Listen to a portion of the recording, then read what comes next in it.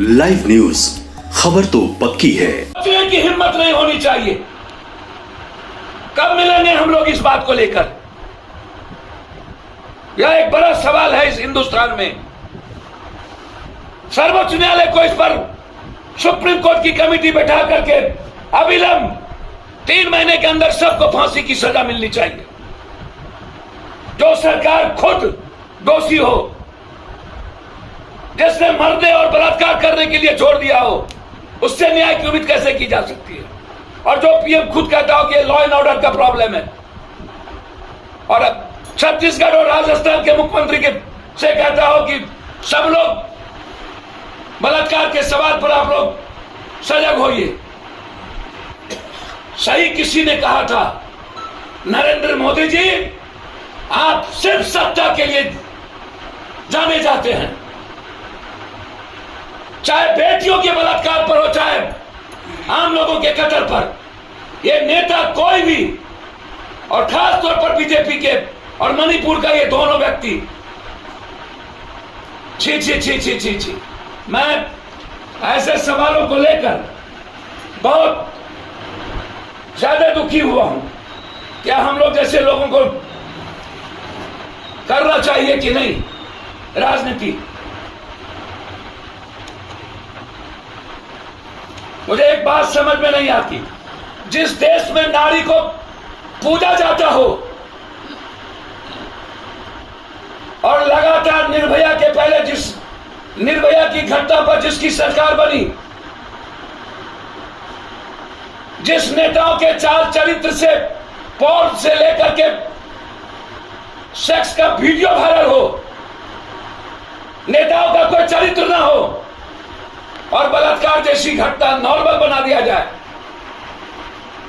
ऐसे पीएम और सीएम को रहने की जरूरत नहीं है। रिजाइन करना चाहिए नरेंद्र मोदी जी को। और सर्वोच्च न्यायालय को यह सवाल नरेंद्र मोदी जी से भी पूछना चाहिए था कि बीजेपी की गठबंधन की सरकार है, आपने सुरक्षा पर भरोसा दिया था, 3 महीने के अंदर एक बार भी आपने न ट्वीट किया और न ही आप वहां जाने का प्रयास किया। इसीलिए यह सवाल मणिपुर का नहीं है, यह सवाल साउथ और नॉर्थ का नहीं है, यह सवाल हिंदी पट्टी का नहीं है, यह सवाल दुनिया के बेटियों का है, यह सवाल हिंदुस्तान की मां और बेटियों का है। यदि आज हिंदुस्तान चुप रहती है तो आने वाला समय में किसी भी घर की बच्ची सुरक्षित नहीं होगी। निकलना होगा हिंदुस्तान की मां और बहनों को इस सवाल को लेकर। मैं पहले भी कह चुका हूं कि जब एक सर्वे आया था नाथूराम गोडसे और महात्मा गांधी के बीच, जिसमें 53% लोगों ने महात्मा गांधी को लाइक किया और 47% नाथूराम गोडसे। हम उस वक्त भी गए थे कि देश की मानसिकता और विचारधारा मृत हो चुकी है। क्या संभव है राजनीति अब अच्छे लोग करेंगे? दोबारा जब आजाद हिंदुस्तान में 3 महीने से घटना घटित हो, ना तो देश के पीएम कभी कुछ बोलते हो, ना तो हम गृह मंत्री बोलता हो, ना ट्वीट करता हो, 150 से ऊपर लोग मर चुके हों, एक दूसरे के घर में एक दूसरे कौम लगातार खत्म करने की तैयारी मणिपुर में हो, मणिपुर रक्त रंजित हो गया हो, रक्तपात हो गया हो, मणिपुर रक्त चरित्र जैसी चीजें आम बन गई हो, और उसके बाद देश का पीएम भी मस्त, सीएम भी मस्त, और वहां की पूरी डेमोक्रेसी खत्म हो गई।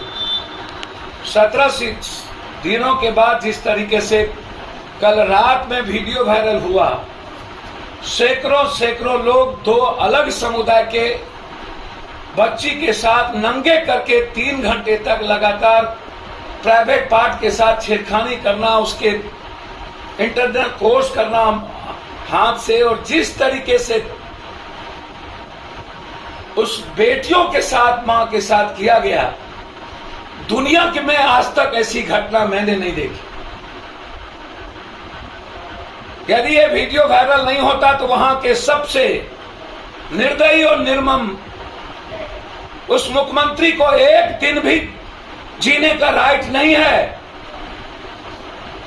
सुप्रीम कोर्ट के सो मोटो नोटिस के बाद वहां का मुख्यमंत्री कहता है एक घटना नहीं घटी है, सैकड़ों घटना घट चुकी है।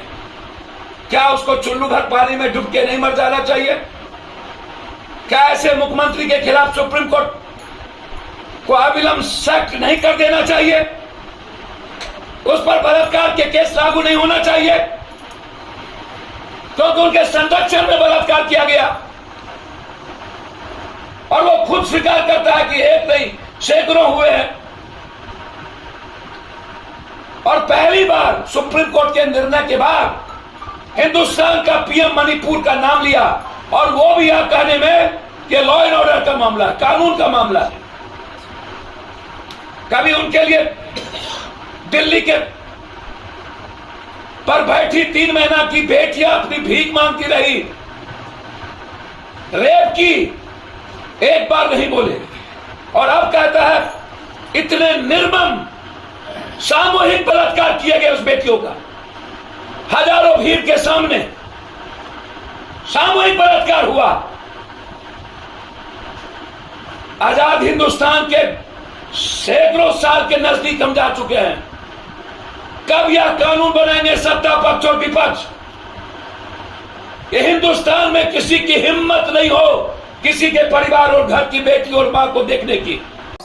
लाइव न्यूज, खबर तो पक्की है।